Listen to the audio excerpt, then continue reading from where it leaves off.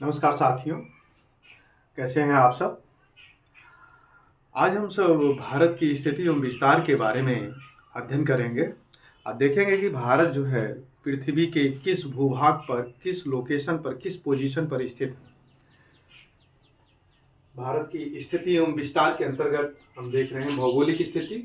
इसके अंतर्गत भारत जो है उत्तरी एवं पूर्वी गोलार्ध में स्थित है। ये है ग्लोब के इस पोजीशन पे दिख रहा है। यहाँ भूमध्य रेखा है, ये बीच इसके उत्तर में है तो उत्तरी गोलार्ध है। ये ग्रीनविच रेखा है, ग्रीनविच रेखा के पूरब में है तो पूर्वी गोलार्ध में है। तो दोनों मिलाकर के उत्तरी एवं पूर्वी गोलार्ध में ये भारत स्थित है। भारत एशिया महाद्वीप के दक्षिणी भूभाग पर स्थित है। इसको भी इसी ग्लोब में देखा जा सकता है कि ये एशिया महाद्वीप है। एशिया महाद्वीप के ये दक्षिणी भूभाग पर स्थित है और हिंद महासागर के शीर्ष पर यानी उत्तर में स्थित है। भूमध्य रेखा से ज्यादा दूरी पर न होने की वजह से ये उत्तरी गोलार्ध माना जाता है, लेकिन पूर्वी गोलार्ध इसलिए माना जाता है कि ये ग्रीनविच रेखा के पूर्व में स्थित है। सापेक्षिक स्थिति के अंतर्गत भारत के पड़ोसी देशों के अंतर्गत हम देखेंगे पूर्वी सीमा जो भारत की लग रही है ये बांग्लादेश, म्यांमार, पश्चिमी सीमा पाकिस्तान, अफगानिस्तान, उत्तरी सीमा चीन, नेपाल, भूटान, तिब्बत भी था लेकिन तिब्बत को चीन ने कब्जा कर लिया है, इसलिए वह देश का स्थान खो चुका है। दक्षिणी सीमा आपकी श्रीलंका है। ये जल डमरू मध्य से अलग है लेकिन एकदम नजदीक आधार रेखा के पास में होने के नाते पड़ोसी भूभाग के अंतर्गत माना जाता है। निरपेक्ष स्थिति जिसको हम ग्लोबी स्थिति के अंतर्गत मानते हैं, ये अक्षांश देशांतर के सहारे बताया जाता है। अक्षांशीय विस्तार के अंतर्गत 8 डिग्री 4 मिनट उत्तरी अक्षांश से लेकर 37 डिग्री 6 मिनट उत्तरी अक्षांश तक ये रेखा दक्षिणी सीमा कन्याकुमारी के पास से जो जा रही है 8 डिग्री 4 मिनट उत्तरी अक्षांश है और क्रमशः हम उत्तर की ओर ही जा रहे हैं, इसलिए ये उत्तरी सीमा पर जो जम्मू कश्मीर की सीमा रेखा को टच करके जा रही है 37 डिग्री 6 मिनट उत्तरी अक्षांश तक है।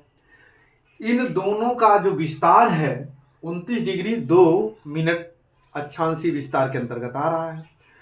बात आती है देशांतरी विस्तार के अंतर्गत। चूंकि भारत एकदम पूरब में ही स्थित है तो हम पूरब से पूरब में जाएंगे। 68 डिग्री 7 मिनट पूर्वी देशांतर से लेके 97 डिग्री 25 मिनट पूर्वी देशांतर तक ये गुजरात से लेकर के यहाँ अरुणाचल प्रदेश की सीमा रेखा तक ये देशांतरी विस्तार के अंतर्गत आता है और इन दोनों का अंतर भी 29 डिग्री 18 मिनट है, अर्थात 29 डिग्री 2 मिनट अक्षांशीय विस्तार है, 29 डिग्री 18 मिनट देशांतरी विस्तार है। इस हिसाब से देखा जाए तो हम कह सकते हैं कि ये तो लगभग दोनों बराबर आते हैं। तो भारत का आकार वर्गाकार होना चाहिए लेकिन ये आयताकार है। तो ये हम अक्षांश देशांतर रेखाओं के बारे में जब बात करेंगे तो वहाँ बताएंगे। अभी के लिए बस इतना जान लीजिए कि भारत का आकार चतुर्भुजाकार है। एक भुजा ये, दूसरी भुजा ये, तीसरी भुजा ये, चौथी भुजा ये, तो ये चतुर्भुजाकार है।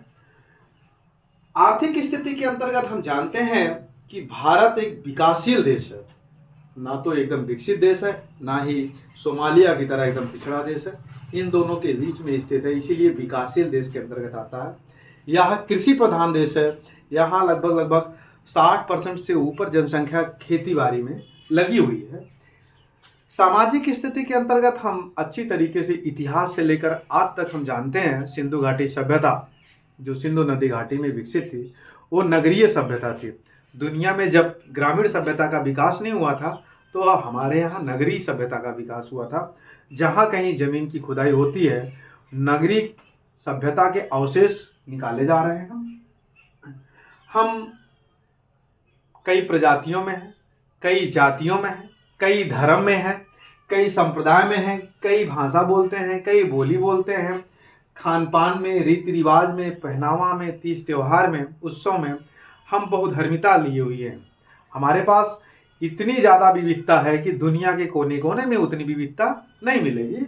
लेकिन उसी विविधता के सहारे हम एकता के सूत्र में बंधे हुए हैं।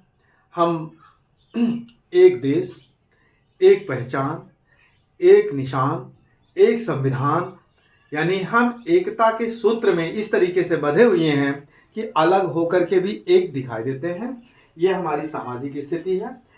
बात आती है विस्तार की, तो क्षेत्रफल की दृष्टि से हम दुनिया के कुल भूभाग का 2.4% भूभाग अपनी सीमा में लिए हुए हैं। भारत देश की क्षेत्रफल है, इसका कुल क्षेत्रफल 32,87,263 वर्ग किलोमीटर है। यह है विश्व के 6 बड़े देशों से 7वें स्थान पर आता है, जो रूस, कनाडा, चीन, संयुक्त राज्य अमेरिका, ब्राज़ील, ऑस्ट्रेलिया के बाद भारत क्षेत्रफल की दृष्टि में 7वें स्थान पर आता है। लंबाई यानी उत्तर से लेकर दक्षिण तक इसकी लंबाई 3,212 किलोमीटर है तथा चौड़ाई 2,933 किलोमीटर है। इसकी भूसीमा की लंबाई, भूसीमा का मतलब है कि जहां से ये धरातल से अवरुद्ध है, बंधा हुआ है। यहाँ गुजरात से लेकर के इस तरह से घूमते घूमते हम यहाँ पे आ जाते हैं कलकत्ता के पास तक, तो ये इसकी भूसीमा है 15,200 किलोमीटर लंबी है।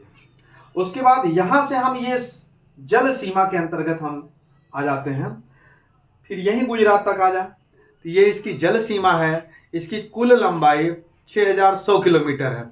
यदि हम इसमें लक्षद्वीप और अंडमान निकोबार द्वीप समूह की जल सीमा की लंबाई जोड़ देते हैं तो इसकी कुल लंबाई 7,516.6 किलोमीटर आ जाती है। इसकी हम प्राकृतिक सीमा के बारे में बात करते हैं तो ये पश्चिम में ये थार के मरुस्थल के बीचों बीच से गुजरने वाली ये प्राकृतिक सीमा है। उत्तर में हिमालय पर्वतीय सीमाएं हैं, उसी का ये दक्षिण में मुड़ा हुआ हिमालय पर्वत का अंश है। ये दक्षिणी सीमा जलीय सीमा से घिरी हुई है। हिंद महासागर की ये दोनों अंग, बंगाल की खाड़ी और अरब सागर, ये सब मिलकर के इसकी प्राकृतिक सीमा का निर्धारण करते हैं। राज्य के अंतर्गत देखें तो भारत में राज्यों का नए नए रूप में जन्म भी होता है और नए राज्यों को हम केंद्र शासित राज्य में भी बदल दे रहे हैं। तो अभी तक के हाल में भारत में स्वशासित राज्य 28 हैं तो केंद्र शासित राज्य 8 हैं। जनसंख्या की दृष्टिकोण से देखें तो हम जनसंख्या विस्फोट की स्थिति से निकल चुके हैं। कभी हम बहुत तेजी से बढ़ रहे थे, अब वहाँ से हम गुजर चुके हैं। शायद हम आने वाले समयों में जैसे जैसे शिक्षा का स्तर बढ़ता जाएगा, वैज्ञानिक सोच बढ़ती जाएगी, हम जनसंख्या में जिस तरीके से गति एक्सीलेटर लगा के बढ़ रहे हैं उसमें कमी आ जाएगी। 2011 की जनगणना के अनुसार देश की कुल जनसंख्या 121 करोड़ थी। 2021 में जनगणना होनी थी लेकिन कोरोना के चलते जनगणना नहीं हुई। लेकिन अनुमान के मुताबिक भारत की जनसंख्या 2021 में 138 करोड़ थी, परंतु अब ये भी अनुमान लगाया जा रहा है कि 2023 में हम चाइना को पीछे कर देंगे। भगवान न करे कि हम इस चीज़ में बहुत तेज़ी से पीछे करने के लिए उतावले हों, विकास की दृष्टिकोण से उसको पीछे कर दें, क्योंकि आज़ादी के मामले में हम उससे पहले आज़ाद हुए, लेकिन वो स्पीड विकास की जिस तरीके से पकड़ लिया है हम शायद उसके दाएं बाएं भी नहीं आ पा रहे हैं। तो साथियों, आज के लिए बस इतना ही। नेक्स्ट नए वीडियो के साथ हम उपस्थित होंगे। तब तक के लिए इस वीडियो में आप अच्छाइयाँ और कमियाँ जो भी हों कमेंट करके बताएं। धन्यवाद।